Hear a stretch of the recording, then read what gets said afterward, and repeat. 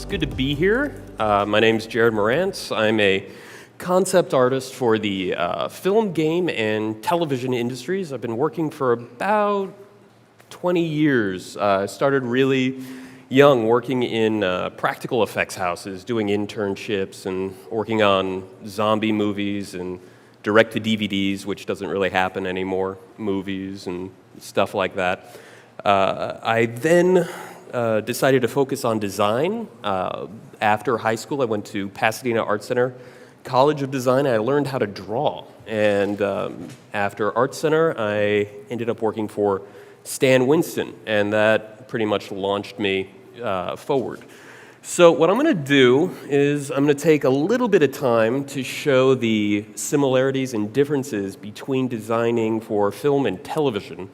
It's becoming more and more similar than it is different, and my use of ZBrush keeps climbing when it comes to working in these industries. For the most part, design has been 2D for years, and it's because working in 3D used to be a slower process. Now that is not the case. Nowadays, I sketch in 3D, I do a lot of work in Dynamesh, and then if the client likes it, I refine that sculpt, I Z-remesh it, and I give them something that's a bit more resolved. When it comes to creature design, ZBrush is ideal, actually. Creatures are so abstract, and sometimes 2D art really isn't enough, and ZBrush has now become I would say an industry standard. It's not the future, it's definitely the present.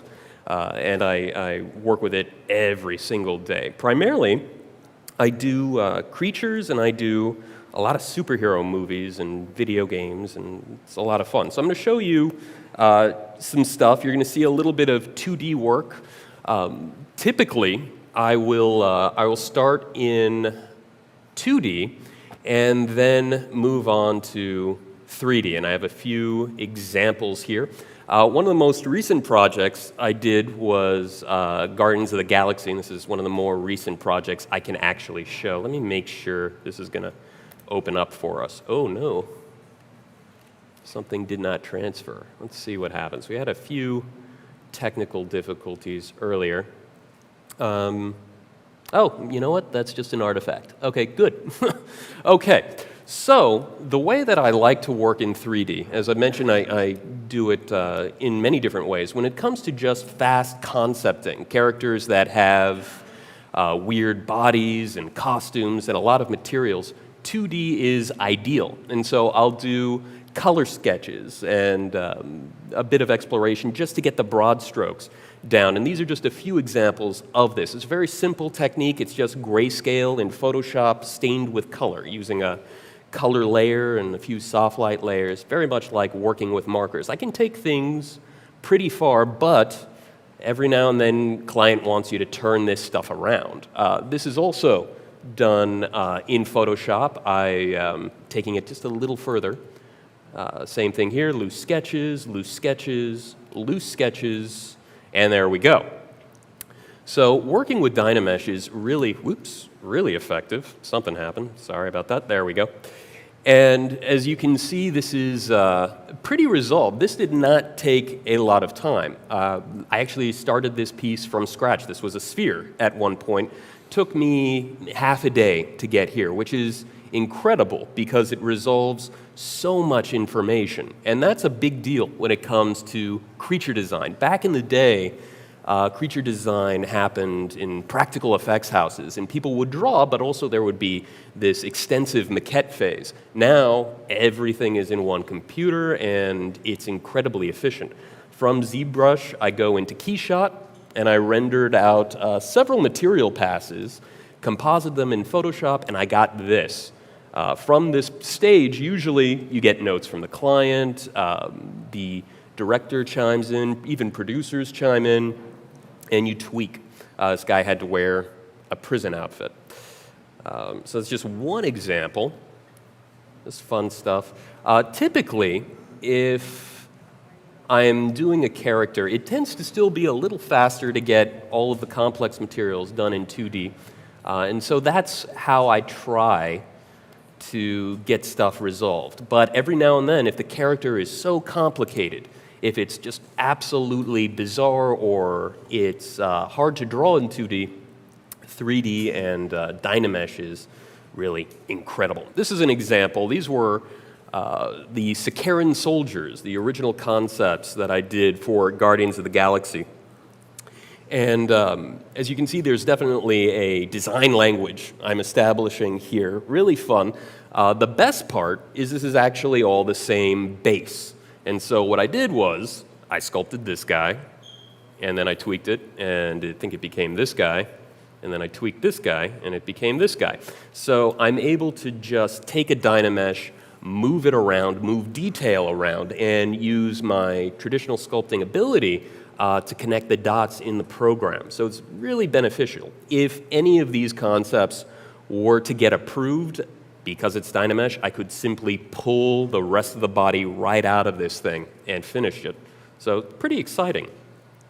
Here are just tons of options for the Sakaran. Let's see, is that in order? That isn't for some reason. Let's go here. There we go. So this is another ZBrush model, heavily painted over.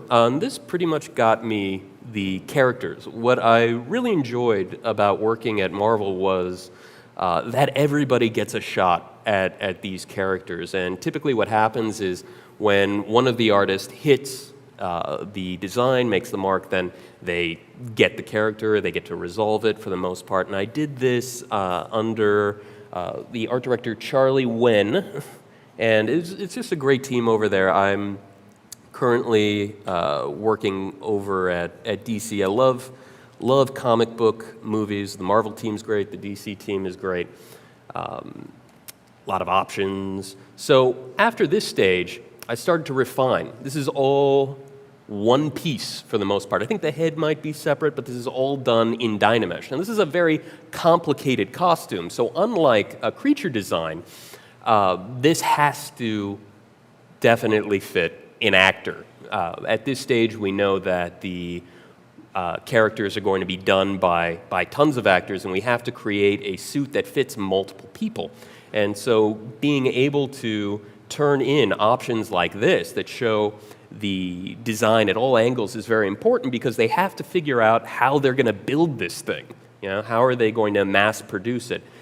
People working in the practical effects houses have to know what pieces to sculpt, what's fabric, what's fabricated. You know, this answers all of those questions. Let's just, there we go. So a bunch of different options. Went with bug plating, started to integrate fabric, and because it's all one piece, I can go very fast. I'm primarily working with the clay tubes brush, the standard brush. I like to limit the brushes that I use because it helps me move more quickly. I spent about 10 years working with clay, and the wonderful thing about ZBrush is you can approach ZBrush the same way you would approach sculpting a maquette. The same rules apply. You rough out the entire thing with as limited tools as possible. You look at it across the room, and if it's done, then you're ready to do your detail work. Other options, it's endless. And then, of course, the final key shot, render. This is what they pretty much look like in the film. I think they lost the knee pads. Yeah. So I was going back and forth on this project, getting notes from the costume designer, Alexander Byrne, and Charlie Wen, working with the team in-house at Marvel. Let's see what else we can look at. So that's an example of film. I'm trying to be quick because I definitely want to get in some demo time. Here's another project, and this was Riddick, the last Riddick film. Really fun for director David Twohy. And I had to refine the mud demons for that film. The mud demons originally were based off of a sketch done by Patrick Tatopoulos, a phenomenal artist. I'm working with him now. And I just decided to resolve this character in 3D, tweak the design based on the notes. And this was done entirely in 3D. Never drew any of these creatures. All of it was done in 3D exploration. The reason for that was because at the studio I was doing this through, Tinsley Studios, we were going to CNC these ZTLs, these the 3D models, and then traditional sculptors were going to go in, they were going to smear Chavant, an oil-based clay, over the CNC car foam life-size monster and refine it. Then molds are made of that, and eventually the puppet is poured up out of either foam latex or silicone. So it's really interesting. Sometimes working in ZBrush, you're dealing with practical effects houses, visual effects houses, and it's just amazing how the tool translates for both jobs. Different options. We grew it, really fun. Different head options, all revisions done in ZBrush. A lot of stuff. This is actually before I picked up Polypaint. I think an important note is that I am a late adopter when it comes to technology. I'm not necessarily proud of that, but it takes me a while to pick things up, primarily because I'm so busy, I rely on the tools that I'm most familiar with. Now, of course, I do Polypaint. I love polypainting. As soon as the job requires it, I pick it up, and because of all of the tutorials online, it's really easy. Never had to take a class, just picked it up, asked friends, look online. That's all I really have to do. Let's go here and see what else we got.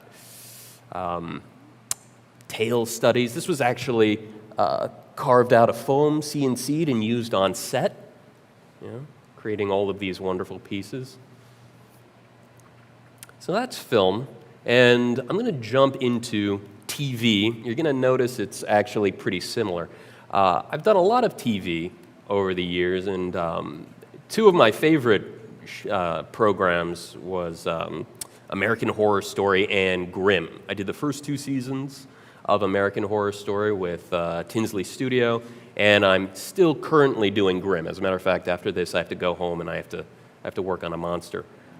But everything starts in 2D. This is still the fastest way to get a yay or nay on the direction of a design. This is a ballpoint pen sketch, yay big, and it's really just for me and to get clearance. Oftentimes when it comes to a creature design, as I mentioned, they tend to be very complicated. And so not a lot of people can read everything that's implied in line work. And so from this sketch, we realized, okay, they like the direction of 1, and I started, oops, that's too fast. I started coming up with some options. Let's go here. So from that point, because the sketches didn't answer enough, I started doing rough models in ZBrush, and it answers a lot of questions. How are we going to build this thing? Is it going to be completely practical? Is visual effects going to deal with more of the complicated movement? What do we do? And so I just created a bunch of fun options. You can see that I'd simply cut and pasted this around in Dynamesh, detailed the head, adjusted the leg configuration, just wild fun options. Biggest challenge I end up having with ZBrush is that I tend to noodle too early. It's very easy to go in and explore all of the wrinkles and pores before you get all the form, and so I have to actually write a little post-it note on the corner of my screen, sometimes listing the right steps to take. But you can see it's just a blast. I actually have more fun in ZBrush than I think I have playing video games. Okay, so after the 3D exploration, went back to the drawing board, and the client wasn't responding to just the orthographic turntables I was giving him. And so I actually did this in Photoshop. This was a quick painting, soft brush in Photoshop, a couple of fun tricks. I still work a lot in 2D. But once the design was approved, still had to answer all of those questions. So went into 3D. Now, this model ended up going to the visual effects team that was doing the show, but in-house, this worked really well because there were sculptors, while I was refining this, sculpting the huge creature in clay. And it's funny, it's a lot of work for a character that if you've seen the show, you don't really see at all. You do see the face, though. And there's a close-up on the face. So very fun. TV, film, not a big difference. Cancel that. Let's go here, making good time. Now, typically, I will do ZBrush work for very extreme characters, but I find more and more that I can get a lot of subtlety out of it. Now, this was an early concept for what producers were referring to as infantata. For the first episode, it's like a Frankenstein baby, really creepy, very fun. And we were looking for a very small actor to play the role. Ideally, when doing a makeup design, what you want is you want to paint on top of the photo of the actor. That guarantees that that makeup will fit the guy, which is very important. Because we couldn't find the guy, I had to build him. And I found it was very effective and fast. So I did a quick rough model, and I brought him into KeyShot. I lit him. I ended up painting the dress, painting in the hair, but I got a lot done in a short amount of time. So it ended up changing my pipeline quite a bit. Originally, I didn't think I could do something this subtle in 3D. And so I was really pleasantly surprised, and it changed my pipeline a bit. On Grimm, still doing that show. It's an absolute blast. And there are two kinds of creatures that we have on Grimm, and I've seen every episode narcissistically,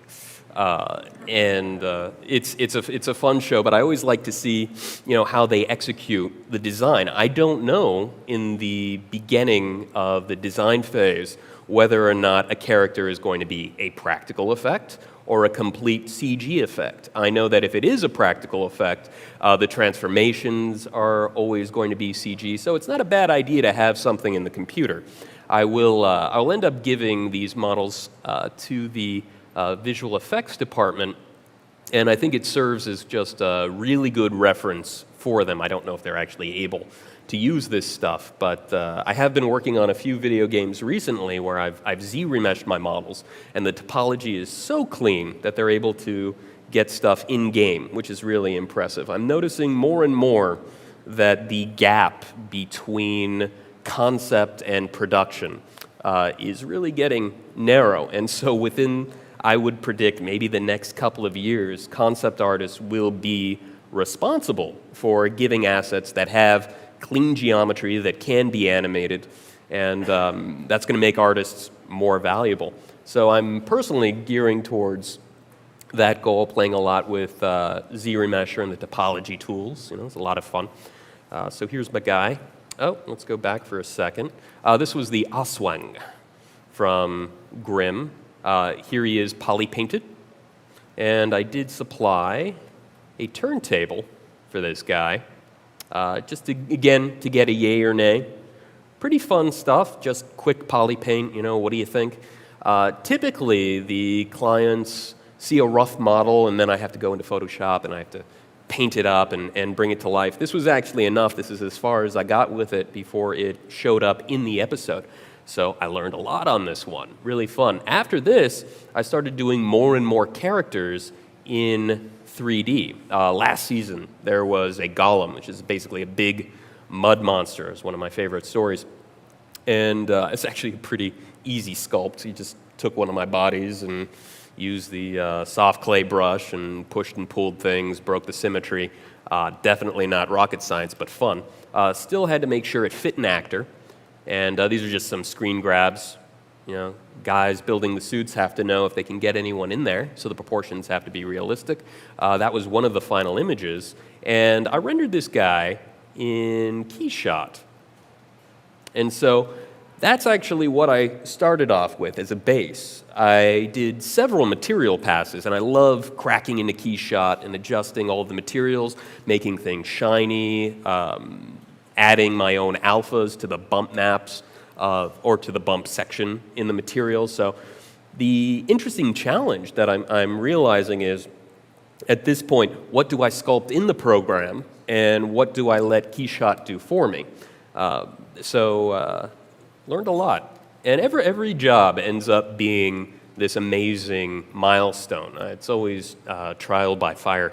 And unfortunately, that's how I have to learn at this point, because I'm pretty busy. So all I did was just composite these materials together to create the final image. And as you can see, after a few passes, I actually painted in some revisions. So I will paint over these characters quite a bit until everybody on the other end is happy with what's produced. But to have a 3D base is really valuable. Plus, I like having a 3D base simply because I used to work a lot with photos for speed and time, and I like staring at an image that I'm completely responsible for. So I'm very grateful to the program for that.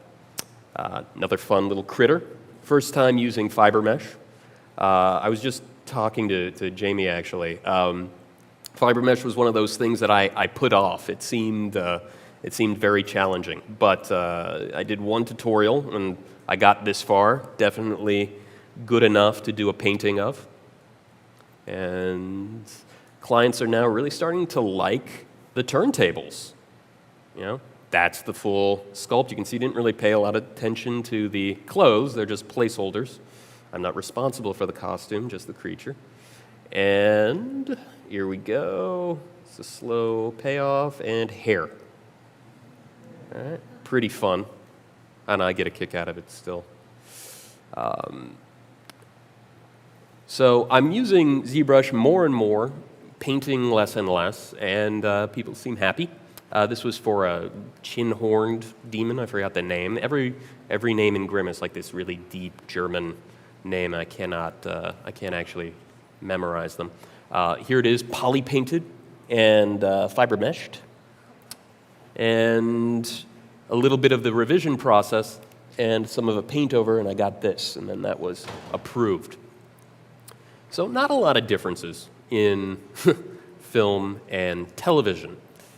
I would show video games, but there's nothing I can actually legally show at this point in time. But I can show a few images. Oh, yes? No, go ahead. I was going to say, you can show, nobody's watching. There's only a couple thousand people watching. It's fine. I would definitely get in trouble. I'm treading lightly. And guys, if you have questions, Jared said he's open for questions when you have them. Oh, yeah, so. always. I tend to talk a lot, so don't hesitate to interrupt. Is there a mic or? No, I go get them. Oh, wow. Okay. Do that. No questions. Okay. All right. Oh, what? Taxes? It's Louis. Just continue. Oh, Louis. Oh, okay. We'll talk later. All right. So this was actually a tutorial I did with Gnomon that I was pretty excited about. I had some spare time, and I ended up doing an online class for Gnomon that eventually became a DVD. And I get a lot of questions about my process in 3D, and I just wanted something out there for it. And it's called I think it's 3D designing the alien rock grubber. And I really broke it down. And so if anybody's interested in that, here are a few images from it.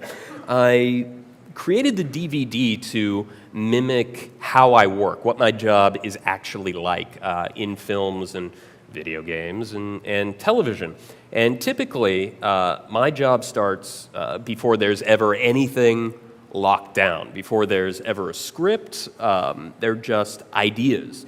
And so typically, every character, regardless of the budget of a film, game, TV show, starts off with like one sentence. And I have to extrapolate what the design will inevitably be from that one sentence. So I created my own sentence, and it is the alien rock grubber scavenges for eggs along the jagged terrain. So there's actually a lot of information there. It's an alien. It scavenges for eggs. It climbs across a jagged terrain. So we know that, one, it's something we haven't seen before. Scavenge is a very interesting word. It isn't forage, it's scavenge. You know, that word implies, I guess, lascivious or whatever, creepy animals. So, you know, maybe a vulture scavenges, a hyena scavenges.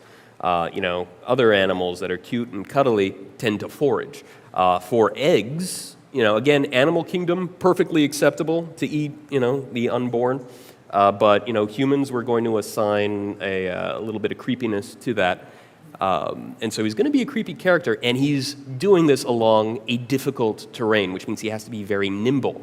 And so with that one sentence, I have to be able to extrapolate that information. And so from that stage, I start drawing and gathering reference. So this is the collage phase, and I recommend anybody in concept art do this before every assignment. No matter how bizarre your assignment is, it can be grounded in reality. And when it comes to video games and television and film, at one point, your creature is going to be standing next to something very resolved, a very resolved human character. If it's a film or TV show, an actor is going to be standing next to your monster. That means a point of reference, something real, is going to be next to your fake thing. And so the best way to make your thing real is to ground it in reality. So always do research. I can't stress that enough. So typically, I'll have the reference on my scrap monitor and I'll start doodling. This I ended up doing on paper, really just tiny little sketch pad. That's it. Just enough to jot ideas down, and then I came up with something that I liked. You can see very small drawing, ballpoint pen, Copic marker as an underlay, and then ballpoint pen to commit. Grayscale in Photoshop. Now I have a plan going into it, which is very important in concept art. In concept art, you have to know what you're doing. You will have a limited amount of time to do something very resolved. So the sketch is the game plan, always. I always tell my students, know at least 60% of the design before you start getting into ZBrush, before you start getting into 3D. From there, blocked him out in Z-spheres, kept the geometry very low so that I can move simple planes, make broad strokes, do proportion changes. And I want to take the most out of every step before moving on to the next. With limited topology, it still has to look like your creature. You have to squint and see it, Don't leave it for those later stages when you have real dense geometry to resolve that stuff. That will hurt you. I got a Twitter question for you. Oh, excellent. Yes. They want to know, how old were you when you started to do drawing? When I started to draw? Draw? Yeah, how old were you? Oh, forever. I don't know. 4 or 5. I used to copy drawings out of a children's book called Scary Stories to Tell in the Dark. Has anyone read that? Yeah, that is an awesome series. They should definitely option that. But yeah, I would copy those, and then I would read abridged versions of classic literature like Frankenstein and Dracula, and they were very well illustrated, and I would draw that. Then I moved on to comics, and I started drawing those characters. But, just years of it, just forever. I try to draw every single day. It's very important. We good? Okay, cool. Any other questions are absolutely welcome. All right, so back to this thing. I got my 2D, and now that I have my geometry set up, I'm detailing my creature. I like to resolve the head. Well, I like to take it pretty far. Typically, when it comes to creature design, you can design a creature literally from the head down. Very much like suits of armor, all patterns that show up in the anatomy of a creature must repeat themselves throughout the concept in order for it to look like a natural, cohesive design. So knowing what the head looks like will really help you to make the rest of the body work. Full model, done. Poly paint, done. Fun stuff. Nope, I'll play the video separately. I should have made a PDF or something. And here he is, posed. Let's see what happens. Come on, VLC. There he is. That's pretty good. That's just in ZBrush. And he's posed. He's on the rocks. I find that importing my models into KeyShot, it's a lot easier to have a piece of the environment in there to keep the final image, just solid through and through. When I started to composite things and do a little bit of matte painting in the background, it just didn't feel as accurate. So nowadays, I like to build as much as I possibly can, and it always saves me some time in the long run. Plus, it's rocks. You don't really need 10 years of sculpting to get that right. So from ZBrush, we go into KeyShot, do a bunch of renders, and we create our final images. So in a meeting, when you're pitching this design as the project solution, I'll end up rendering it from multiple angles and presenting it this way. Little different pose, back view. Is there another one? Close-up, very important. When I was in video games, I used to have to do tons and tons of orthographic drawings. I hated that, and glad to be done with it, thanks to ZBrush. Okay, let's see, that's everything. Making good time. Any more questions before I jump into the demo? Yeah, you got 2 on the floor here. We're at the 30-minute mark, too, so you know. Oops, something wrong happened. One. What's up? So with the alien rock grubber. Can you speak up a little louder? There we go. The alien rock grubber. Yes. So do you go over that in the DVD from concept to completion, as you just showed us? Yes, completely. It's a ridiculously long 6.5-hour DVD. It was a labor of love. Really enjoyed it. I treat the class as if people are not familiar with anything. So I go through the ZBrush interface. I don't skip anything that's really, beginner stuff. And I think it's, I'm proud of it. I think it's solid. You got another one here on the floor? Cool. Your concept stuff that you're doing of costume and appliances, do any of those models ever get molded? I saw, another demo where Neville talked about how they molded some of his designs. Are they doing that with your designs? Yeah, that does happen from time to time. It happened on Riddick. I know that they CNC'd a lot of stuff that I produced. I've done a few projects with Legacy where they'll grow my stuff. I don't know if I'm giving them something that needs to be touched up, but I know that the geometry is good enough, the resolution is good enough, so that when I hand it over to someone who actually knows what they're doing, they're able to output it in one way or another. In video games, I've noticed recently that my models have been utilized, but I'm not familiar with what the cleanup is. One of the most consistent use of my work is actually in previs, working on these big, like, comic book movies. A lot of the complex scenes are figured out in previs, and so they'll do a really detailed, very cool animatic, or I don't think you call it an animatic, I'm so unfamiliar. But what is it? They animate stuff in Maya, the scenes, and they'll actually take my models, down-res them, cut them up, and figure out the complex, like, fight sequences or what these characters are actually doing in the movie. So that's commonly where a lot of my models go. Anything else? Yeah, there's a hand. Where? There. All the way back I'm there. coming. I saw it. I was just looking at the iPad. Yeah, she's really well lit. I'm on my way. Just like a my red squeaky spotlight. shoes.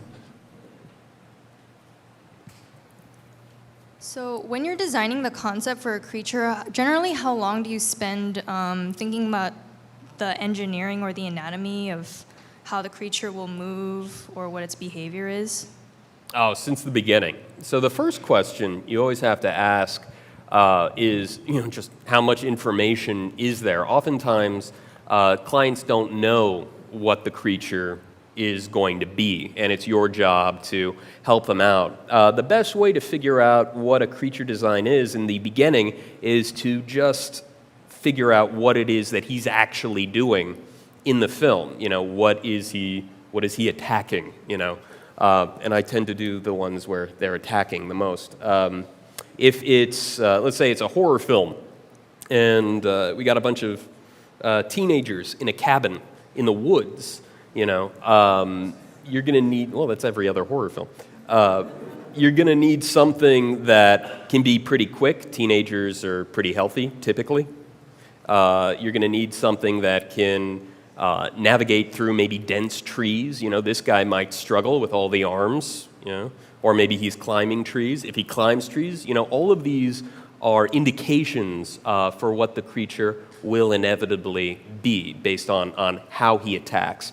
And also what the emotional response the director, writer, producers want from this creature. Do we want the creature to be just absolutely terrifying?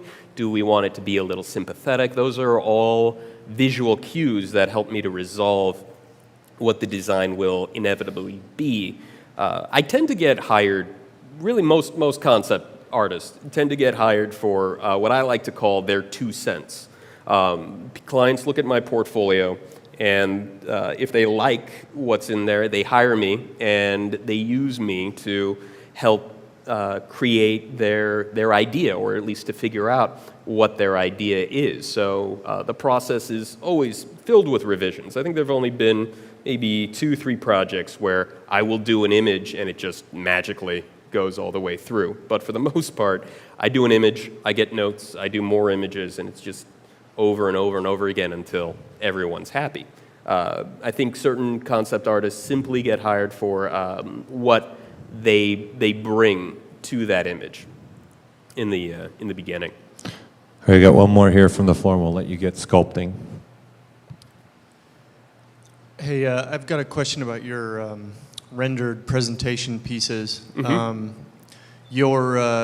Your creatures are great, and the designs are all really awesome. But I think separate from that is the way you do your multi-pass comps and show whoever you're showing a really kind of glossy, like rim lit, really figured out image is great. And I'm just wondering if you've noticed like your ability to sell an idea being affected by that nice render. Or in other words, have you found that people will respond more to like a nicer render or a nicer presentation? Yeah. And are there any tricks or certain things you've started doing that you really think will help sell the idea that it's either a certain pass or whatever it might be that Yeah, that's a great question. you love doing now? Yeah, well, obviously Keyshot helps a lot. The renders are really clean, the lighting is really sophisticated.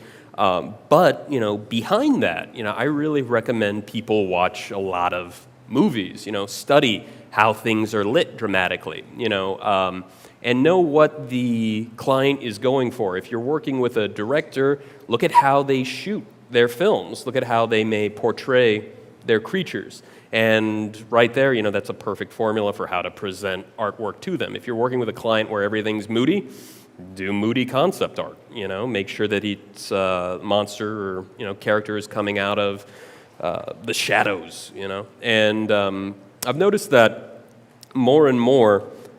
What's really exciting is this other thing started to happen when I started to resolve my characters more and light them more dramatically. They end up showing up on screen just as I illustrated them. And it happens every now and then. It doesn't happen all the time. But it does often happen. Sometimes the setting I put the character in shows up, or just the lighting on that character is matched. So it's really impressive. And working with Keyshot really helps me to do that. Of course, I'm still adjusting curves in Photoshop. I might crush my shadows and make the image more dramatic that way.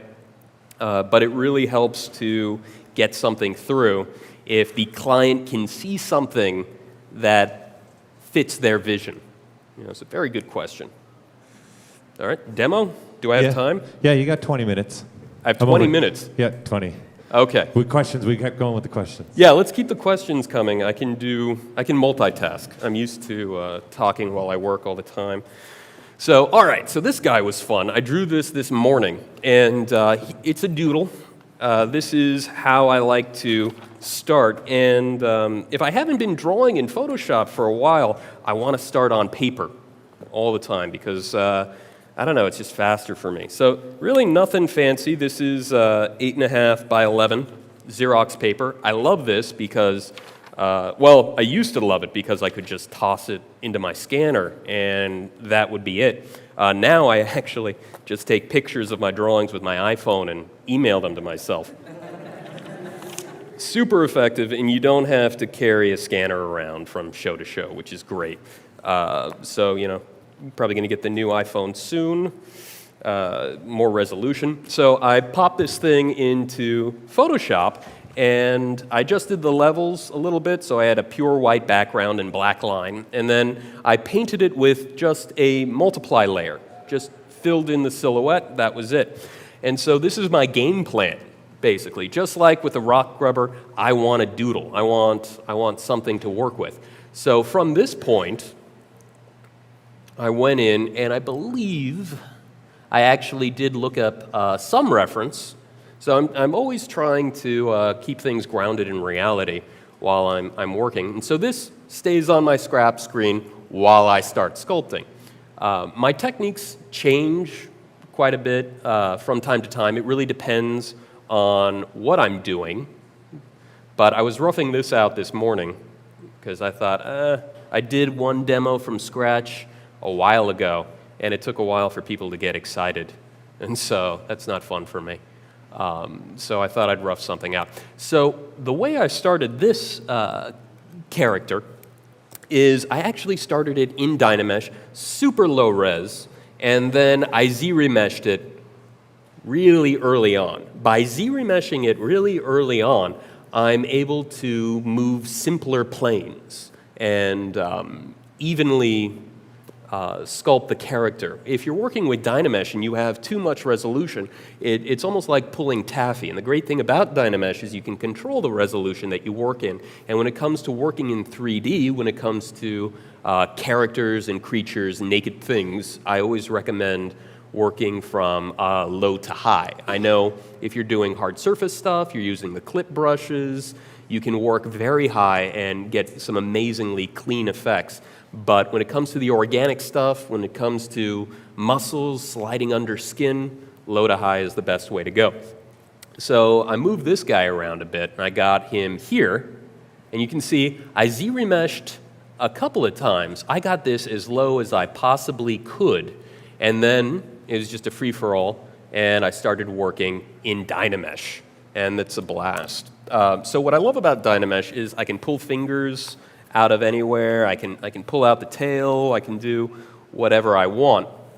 And it will get a little soft, it will get a little gooey at times, but I just Z-remesh it so that I can get those clean edges, you know, those areas where the bone comes up right under the skin, like elbows, knuckles, collarbones, you know, thin foreheads, stuff like that. You really want that edge control. But Dynamesh gives you that freedom right off the bat, which I love because for the first time, 3D has become clay again. And I think I mentioned I spent about 10 years sculpting traditionally. So here's my guy. And when it comes to the design, you know, I've got that on paper. And I'm just fleshing him out. I mean, personally, when it comes to creepy, everybody has a different definition of what creepy is. Thin, long arms creeps me out, and so it's on half of my monsters. We got the tail, we got everything going on. Now, the fun part is trying to figure out how the mechanics of the anatomy will work. And before you even focus on anatomy, the thing that's the most important when it comes to creature and character design above anatomy is actually proportions. You have to ask yourself, okay, we've got super long limbs. Do we believe that this torso is wide enough to support this weight? Do we believe that the lats are big enough to help move these arms, the shoulders, everything? You know, where can we make sense of this guy so that it looks like it can function anatomically and mechanically? So for the shoulder blades here, what I've actually done is I've done something that's very similar to what you would find on a quadruped. Now, quadrupeds, dogs, cows, horses, don't have collarbones like primates, like apes, like us. So what they actually have is a scapula, a shoulder blade, that ends in something like a ball and socket joint and then connects to the shoulder, and of course the rest of the arm sprouts from that. And so the way that I had imagined this creature is that the shoulder blades are really supporting the arms, and we've got 2 sets of those. So it's pretty fun. I'm probably just going to cut the head off and detail that, because it's the most rewarding anyways. While you're doing that, we got a question from the floor for you. Yeah. So you're a concept artist and you actually do 3D as well. Yeah. So do you find that, like, for most concept artists, do you find that as like an advantageous thing in your position, or is it harder for you to sort of convince a studio or something like, hey, I know traditionally that we would do this in 2D, but like give me a chance to actually show you that we can do it in 3D faster? Is that a problem you ever run into? That is a very good question, and it is a problem that I run into. I am a concept artist, I am a creature designer, I'm a teacher, but I am also a costume concept illustrator. So when I'm working on these superhero movies and I'm trying to figure out what these characters look like, I am working with a costume designer. And typically costume designers are most comfortable with working around drawings. And when it comes to these bigger budget films, drawings don't always get the design past the clients, past the director, past the producers for approval. When it comes to a big budget film, everyone wants to know what they're paying for. And so I have started pushing for 3D a lot when it comes to costume concept illustration. And I have gotten some resistance actually over the years. And the way that I've hit back, and I wouldn't say hit back, but have approached the situation is if these clients see me in ZBrush, typically it makes them very uncomfortable.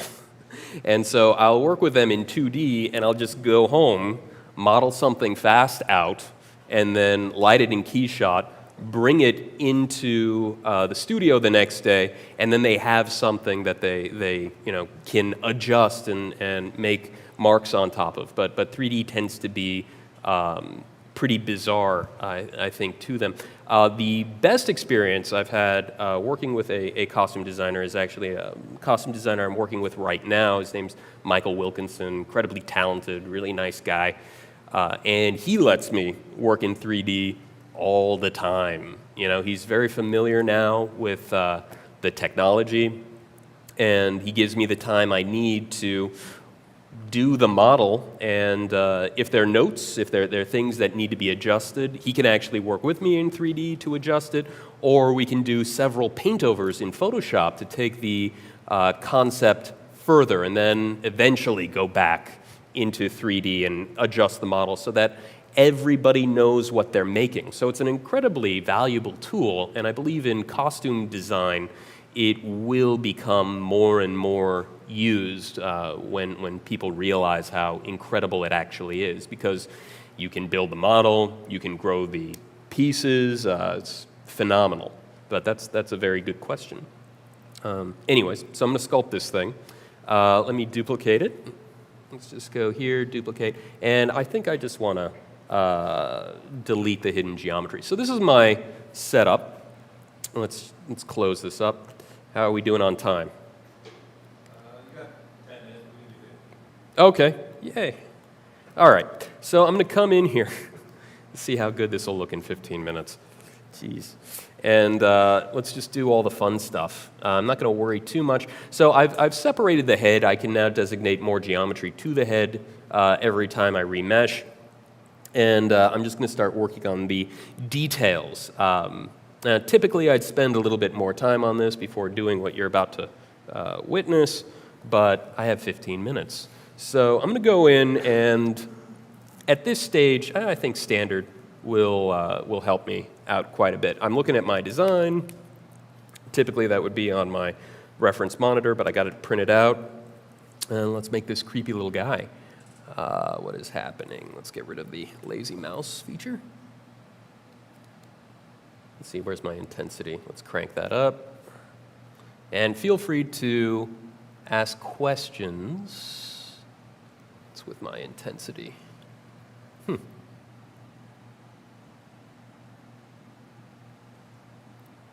That's interesting. Let's try damn standard. How big is this thing? It's not that big. It's a little slow for some reason. Oh well, I'm just going to come in and play. Let's see what I can get away with. You know what? Let's do the fast stuff. So I've developed a few techniques for working in ZBrush when it comes to just painting. And if I had a little bit more time on this guy, I would show you that a technique that I really enjoy doing when working on these creatures with polypaint is actually doing a combination of sculpting and painting. So if I'm using the snake hook brush to pull out a tooth, let's see what's going on here. Let's try that. Still skipping. If I'm using the snake hook brush to pull out a tooth, then I can put RGB on, and I could put a tooth color on the brush as I'm pulling out that tooth, and I would get the tooth and the color separation at the same time. What is going on here? Oh, help. Where's, how do I? Geometry. Below divide. Oh, thank you. Oh, turn that off. Oh, hell. Okay. I said I was a late adopter, right? I mentioned that. Yeah. Oh, look at that. All fast and nice. Okay. Let's remesh that. My bad, guys. Oh, it's funny. I talked to Paul about that, and he warned me. All right. So I'm going to just inflate some stuff. I think it's because I loaded the project. Yeah, I was having that problem before. Let's go to Dynamesh. I'm just going to crank this up a little bit. Let's see what happens. Oops. And sometimes that helps. Divide. See if we tricked it. There we go. All right, let's fly. Feel free to ask questions. Of course, I cranked up my... All right, still having fun. Too high. All right, so you should be able to get a lot of your sculpting done with as few brushes as possible. I go between, let's see, damn standard, standard brush, clay brush. Clay tubes is great.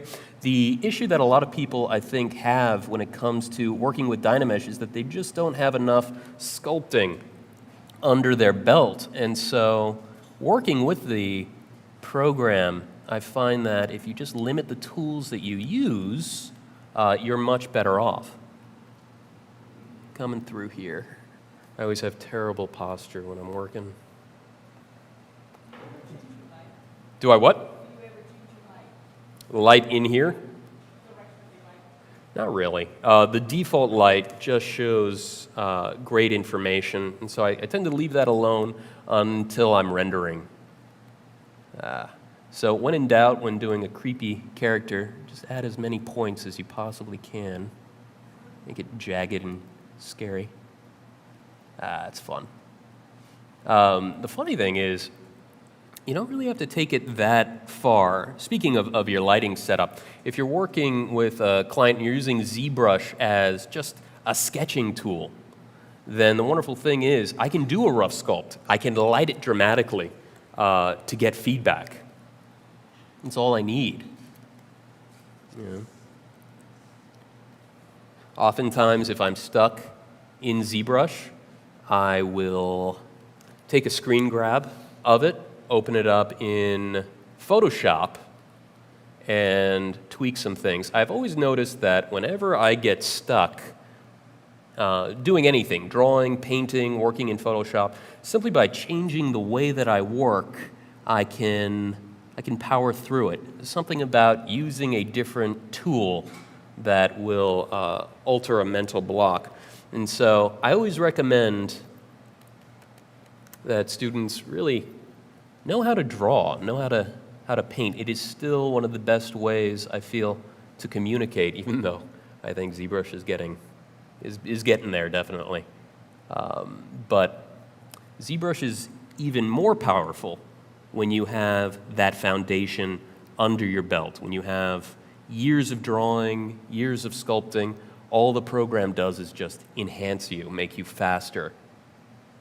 Very convenient. Of course, symmetry is really nice. When you're working in clay, you don't have that. That used to be just horrible for me. I remember, getting one side of my maquette done and then not having symmetry. So I have to do the exact thing on the other side. That's hard. Yeah, this is great. Plus, when it comes to creature design, if it's something that had occurred through evolution, something that occurred naturally in some way, if it grew, if it was born, chances are it's going to be pretty symmetrical. And so I'll work on these creatures with the symmetry on for, I would say, 99% of the time, and then turn it off later.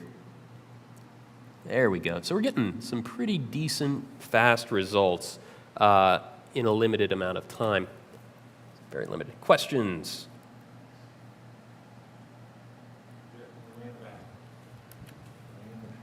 I'm coming. In the back. You got about 5 minutes, Jared, unfortunately. Okay, I'll make this perfect in 5 minutes. Here you go. Here you come. Here comes the question. What's the stupidest request you've ever gotten from an art director? Oh. Yeah, but that's hard. Stupidest request. There are no stupid requests. Of course, there's stupid requests, but I think the mentality that a concept artist needs to have is just an understanding of what their job truly is. Because of course, stupid is subjective, and I've done some designs that I thought were pretty dumb, but not knowing what the intention is of the client. Like I went through one design, and I was just, this was a very long time ago, so of course none of my current clients have ever given me a stupid suggestion, obviously.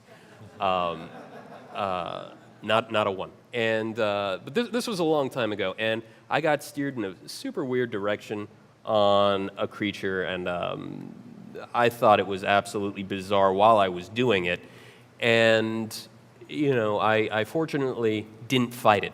I realized that, okay, it's my job, and essentially what the job is it's to make any suggestion as cool as it possibly can be.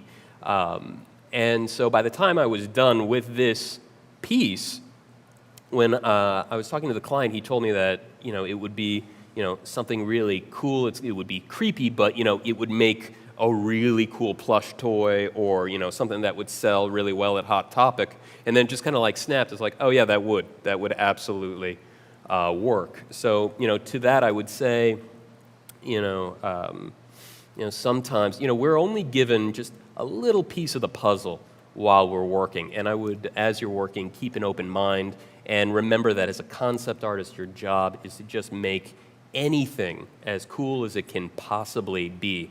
And one of the things that I actually, I've been very fortunate over the years to work with some of the most talented artists in the industry. And the real seasoned professionals, they'll get an assignment that might not make sense. They just do the absolute best they can. And, that really woke me up. I was like, okay, well, if this guy who's been working for forever is going to, take an assignment that one wouldn't expect was great and just knock it out of the park, then that's the challenge. That's what I have to do. And there is nothing too campy, too hokey. All that really is just a huge challenge to try to make something awesome. So I think I safely answered that question. It's very political. It was perfect. Yeah, it worked? It's perfect. It worked. Yeah, I think I'm still going to have a job You're after good. this. That's awesome. The last time I sculpted traditionally, I hate to say it, was back in 2006. Ooh. Ooh. But that's, I have not actually felt the loss because ZBrush has gotten more and more artistically friendly over the years. I think I started with 3.1. Actually, in all fairness, the first time I picked up ZBrush, I freaked out. The only reason why I ended up adopting the program was because the way I was originally utilized on projects was I was kind of like an idea guy. And so I would be sitting at a drafting table just cranking out concepts, like sometimes 30, 40 a day, quick drawings. And I learned a lot doing that. But then my designs, my ideas for creatures and scary slashers and monsters, whatever, would then get refined by other artists once the sketch was approved.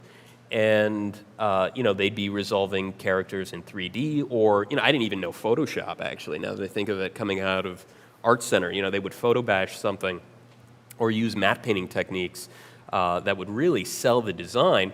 And what killed me is that, my signatures weren't on those images. And so then I picked up Photoshop, then I picked up ZBrush, and just made it work within my pipeline.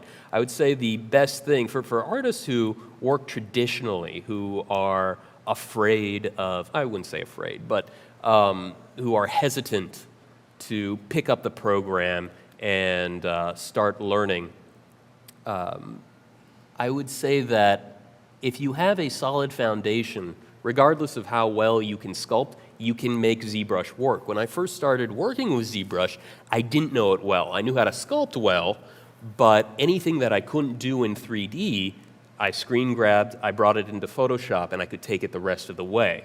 And I was using ZBrush that way for years until I became better with it, and when the demands of having 3D designs got higher, then I got to a point with ZBrush where I could just hit render and present that piece. But it took a while.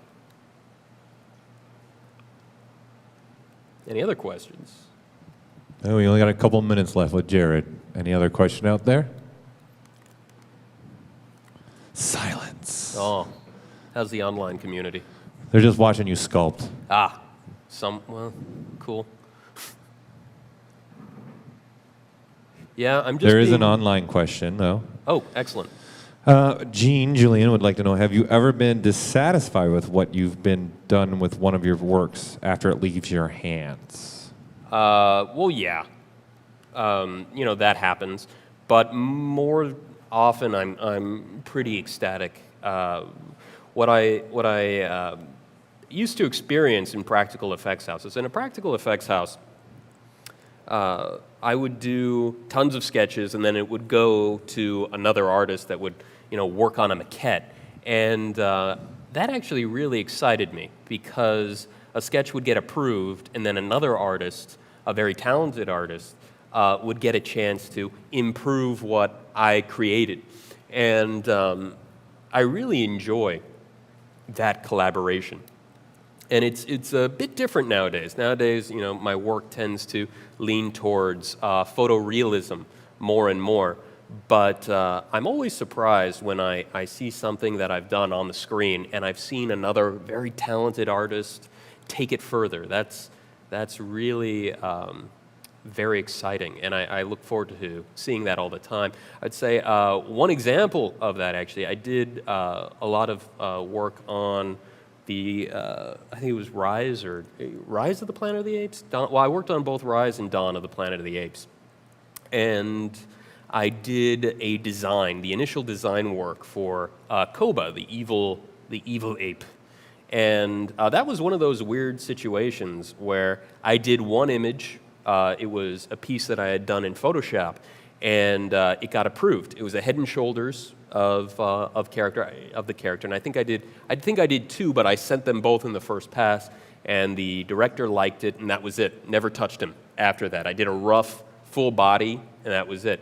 Then it went over to Weta, and man, they just knocked it out of the park. I never did a back view. I never pushed the body that far, and it was beautiful. And so I really started to appreciate my place in the pipeline. You can hand a beautiful design to the wrong person, or you might be on a project where the budget gets cut away, and the thing that people see might not be what you intend, and that can be a bit of a letdown. But most of the time on these projects, I've been just incredibly impressed with what people add and how the design evolves from person to person, company to company. It's really enjoyable. It's always very exciting for the most part. Oh, Jared, unfortunately, we got to wrap up here with you. That's cool. I got some personality in here. Let's hit BPR. Kind of, I would move the light around, but excellent. All right, Jared Marantz, everybody. Thank you.